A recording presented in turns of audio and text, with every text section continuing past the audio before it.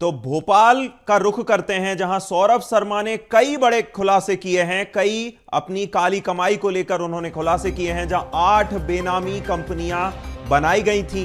अब तक की जांच में लगभग 93 करोड़ रुपए की संपत्ति का खुलासा हुआ है। 54 किलो सोना और 10 करोड़ रुपए नगद इसमें शामिल हैं। 40 एकड़ जमीन, 10 करोड़ नगद और शेयर बाजार में निवेश का भी खुलासा अब तक की पूछताछ में हुआ है। बड़ी खबर, बड़ी जानकारी सौरभ शर्मा मामले को बता रहे हैं। धन कुबेर सौरभ शर्मा ने अपनी गिरफ्तारी के बाद कई बड़े खुलासे किए हैं। जांच में निकलकर सामने आया है कि लगभग 8 बेनामी कंपनियां बनाई गई थीं काली कमाई के लिए। साथ ही साथ अब तक की जांच में लगभग 93 करोड़ रुपए की संपत्ति का खुलासा हो चुका है। 54 किलो सोना और 10 करोड़ रुपए भी इसमें शामिल हैं। ज्यादा जानकारी के लिए रंजन भगत फोन लाइन पर हमारे साथ बने हुए हैं। रंजन, सौरभ शर्मा धन कुबेर ने कई खुलासे किए हैं। 93 करोड़ की संपत्ति का अब तक खुलासा हुआ है और किस तरह से पूछताछ आगे बढ़ने वाली है?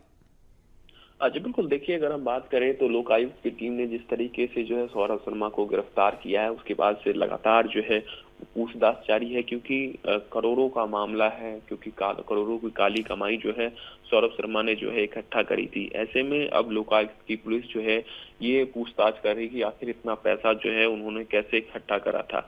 लेकिन अब तक की जो पूछताछ हुई है उसमें कई बड़े खुलासे जो है वो सौरभ शर्मा ने किए हैं, क्योंकि लंबे समय से इंतजार कर रही थी लोकायुक्त की पुलिस जो है सौरभ शर्मा आए और जो राज है उसको खोलने का काम करे। तो अब धीरे धीरे सारी तस्वीरें जो है वो साफ होती जा रही है। अब तक आप देखेंगे तो जांच में जो लगभग 93 करोड़ से अधिक की संपत्ति का जो है सौरभ शर्मा ने खुलासा कर दिया है, जिसमें कि 54 किलो सोना हमने देखा था कि भोपाल के ही एक जंगल में पाया गया था, जिसमें कि इनोवा कार जो कि चेतन गौर की थी, और उसमें जो है 10 करोड़ से अधिक का कैश और 54 किलो सोना जो है वो बरामद हुआ था, और जिसको लेकर के लगातार सवाल बने हुए थे कितना सोना जो है वो किसका है। ऐसे में साफ अब ये तस्वीरें हो रही है, क्योंकि अभी तक जो है सौरभ शर्मा इस बात से इनकार कर रहा था, और अभी भी जो है अब आप देखेंगे तो लगातार जो उनके सहयोगी वो भी इस बात से इनकार कर रहे हैं कि ये सोना जो है उनका है।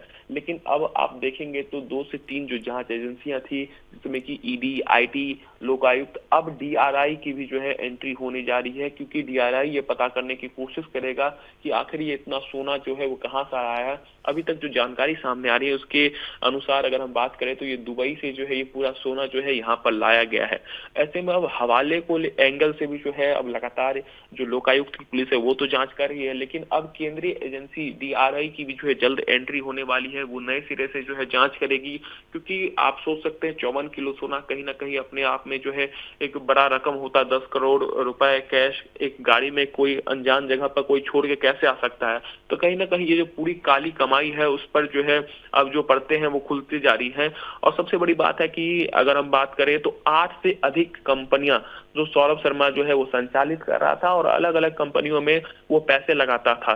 खास करके अगर हम बात करें तो शेयर बाजार में जो है अलग अलग कंपनियों में जो है सौरभ शर्मा जो है पैसे लगाता था। अब लोकायुक्त की पुलिस ये जांच करने की कोशिश कर रही है कौन से ऐसे शेयर बाजार में कौन सी ऐसी कंपनियां थी जिसमें सौरभ शर्मा सबसे अधिक पैसा जो है वो लगाने का काम करता था। खास बात यह है कि 40 एकड़ जमीन और 10 करोड़ नगद जो है उसका खुलासा भी हुआ है, जो सौरभ शर्मा ने खुद ही करा है, क्योंकि अगर हम बात करें तो सौरभ शर्मा को मुख्य आरोपी के रूप में जो है वो बनाया गया और चेतन गौर और शरद जायसवाल को जो है सह आरोपी बनाए गए हैं। तो यानी कह सकते हैं अब जिस तरीके से लगातार जांच आगे बढ़ रही है तो आने वाले समय में और भी बड़े खुलासे हो सकते हैं, क्योंकि लगातार जो हम बात कर रहे हैं कि इसमें कई और लोग भी शामिल हैं। तो ऐसे में अब सौरभ शर्मा जो है वो बोलेगा तो कई सारे लोगों के राज भी खोलेगा। अब देखने वाली बात होगी, क्योंकि जांच जो है वो लगातार जारी है, लगातार पूछताछ जो है वो चल रही है, और आने वाले समय में हम देख सकते हैं कई बड़े खुलासे जो है वो सौरभ शर्मा कर सकता है। बिल्कुल रंजन, जैसे जैसे जांच एजेंसियों का शिकंजा कसता जा रहा है वैसे वैसे ही